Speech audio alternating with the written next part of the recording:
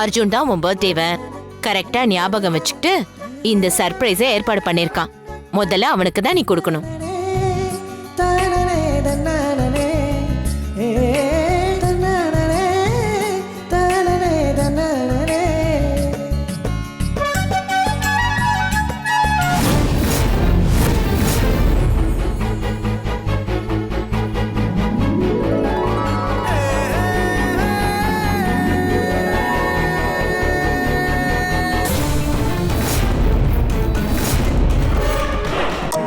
Daddy, அங்க கொஞ்சம் பாருங்க, செம்ம பர்னிங் ஸ்மெல். சும்மா இருடா, நீ வேற.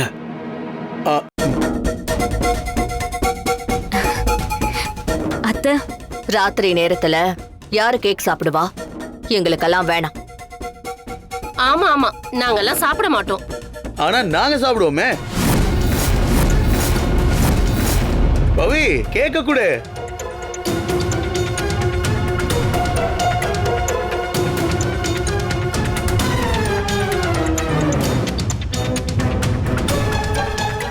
சரி, போதும், எல்லாரும் போய் படுங்க. இருங்க இருங்க இருங்க, கேக் கட்டிங்கோட கிளம்பிட்டா எப்படி? இனிமேதான் முக்கியமான செரிமோனியே இருக்கு. அது என்ன அர்ஜுன்? கிஃப்ட் கிவிங் செரிமோனி பாட்டி.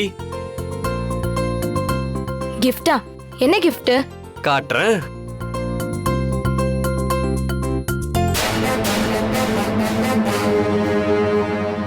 இந்த பவி. என்ன அர்ஜுன் இது? அதையும் நானே சொல்லிட்டா அப்புறம் எதுக்கு கிஃப்ட்? பிரிச்சு பாரு.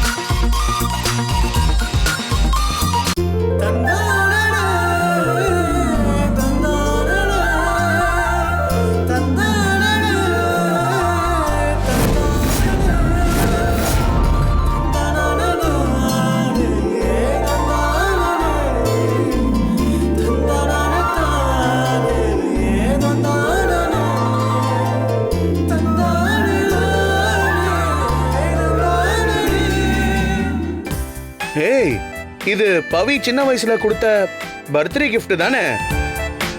எக்ஸாக்ட்லி. டேய், இது இன்னுமா நீ பத்திரமா வச்சிருக்க? பின்ன பவி எனக்காக கொடுத்த ஸ்பெஷல் கிஃப்ட் இல்லையா? எப்படி மிஸ் பண்ணுவேன்? டேய் கிறுக்கா, நீ வந்த அன்னைக்கே கொடுக்க வேண்டியது தானே? அப்படி கொடுத்திருந்தா நம்ம எல்லாருக்கும் கொடுத்த கிஃப்ட் மாதிரி இதுவும் 10ல 11 இருந்திருக்கும். அப்படி எதுவும் ஆயிடக்கூடாதுன்னு தான் பவிக்கு நான் கிஃப்ட் வாங்கிட்டு வரல நான் அன்னைக்கு போய் சொன்னேன்.